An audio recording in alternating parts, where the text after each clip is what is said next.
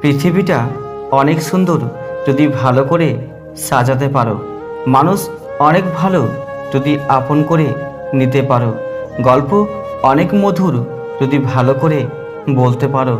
সময় অনেক দামি যদি ভালো করে কাজে লাগাতে পারো। ফুল যদি পারে ভালোবাসা শেখাতে, চাঁদ যদি পারে রাতটাকে জাগাতে, মেঘ যদি পারে বৃষ্টি ঝরাতে, তুমি কি পারবে না নতুন করে আবার ভালোবাসতে?